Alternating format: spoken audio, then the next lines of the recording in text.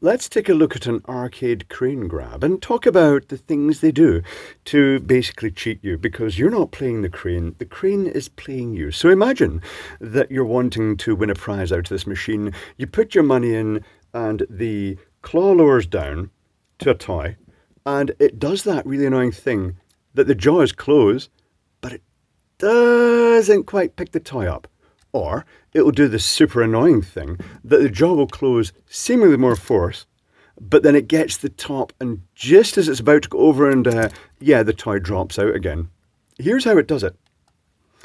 It varies the power to the claw based on the value of the item and the amount of money the operator wants. So they can say, I want you to take 15 credits before you pay out one of these units. So if it was £1 to play and these cost, well, these aren't going to cost, and these are going to cost £1 probably, or £2 each. But they can basically say, I want it to earn X amount of money before it picks one up. And what it'll do is, initially, it'll go down. I'll just grab it here, since I'm taking control of the situation. And it will just vary the strength. So no matter how many times you try, unless you get very lucky and the claw hooks into something, it won't necessarily pick it up. But then when you increase the power to it, bam, it's going to grab it. In fact, you know what? See if there were two on top of each other and it did that. It would grab both of them, and they're not coming out. Not until it's ready to drop them. Okay, let's take a look at what's inside this. I'll just clear this stuff away. One moment, please.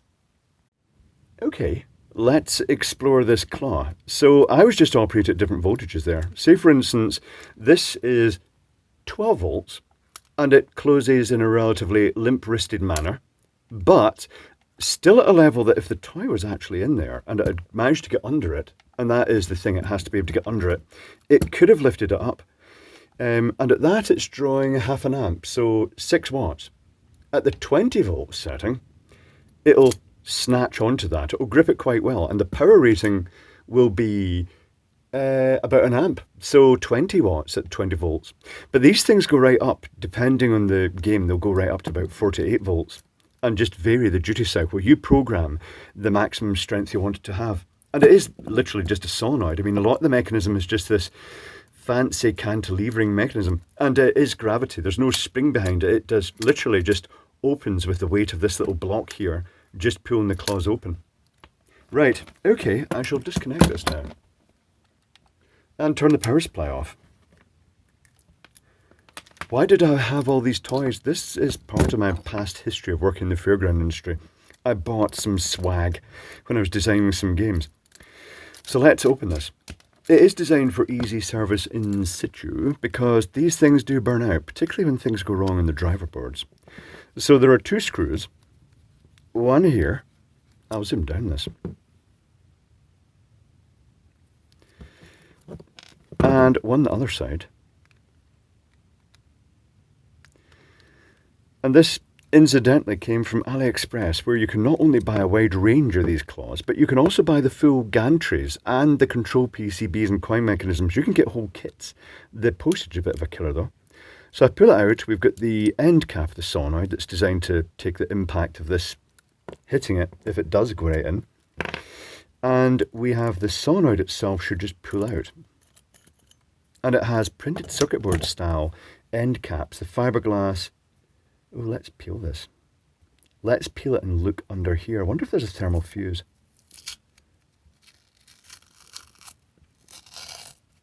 Fairly heavy duty solenoid. Am I seeing a thermal fuse? Not really. Let's go further.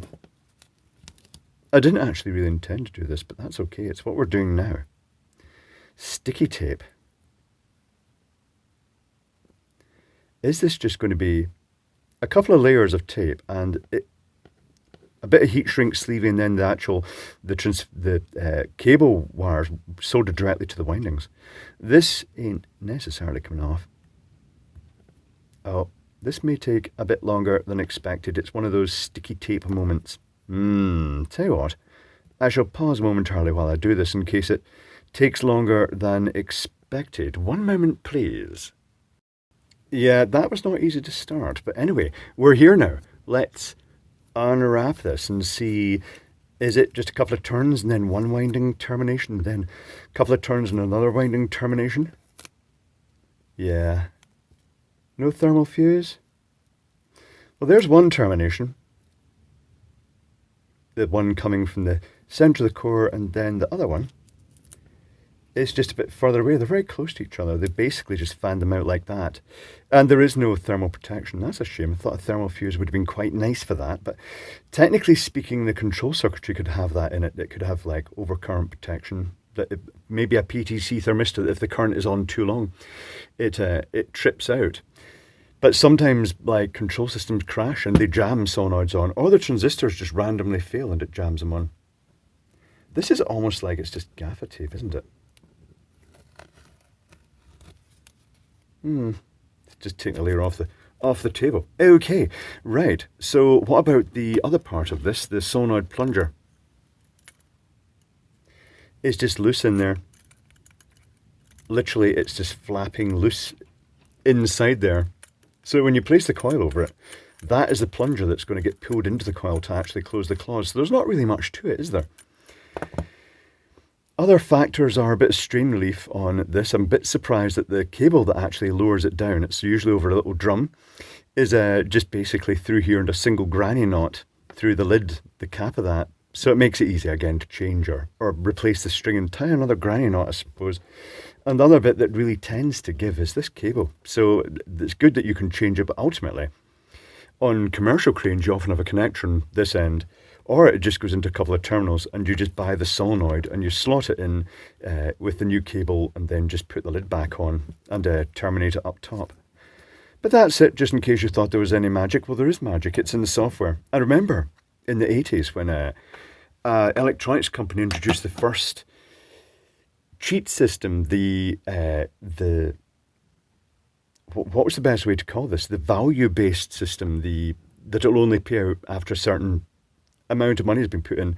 And one of the main crane companies tried suing them. I don't know what happened with that. But they just continued on regardless, and now all the machines have them. But that's it. Very rudimentary. It's almost very sort of handmade. Even that's kind of loose. It's just like a flanged, and then this is put down and that end's glued. I wonder if it's just wound directly onto the middle or they've put tape around the middle. Can't really see. Can't really pull this off without breaking it completely.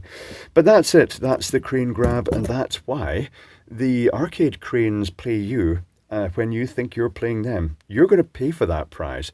You're going to pay a grand price before you get that prize. That's just how it works.